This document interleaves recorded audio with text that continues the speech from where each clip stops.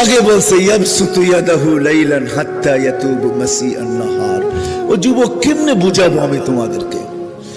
দুনিয়ার মানুষগুলা শাস্তির আওতায় আনার জন্য প্রশাসনিক লোকেরা ডেলি পৃষ্ঠা দেখতে থাকে, কার বাড়িতে আজকে যাওয়া যায়, কাকে ট্র্যাক করে কোথায় পাওয়া যায়, কি করে ওরে হাত করা পড়ানো যায়, কি করে ওকে বেড়ি পড়ানো যায়, কি করে ওরে আইনের আওতায় আনা যায়, কি করে ওকে শাস্তি দেওয়া যায়।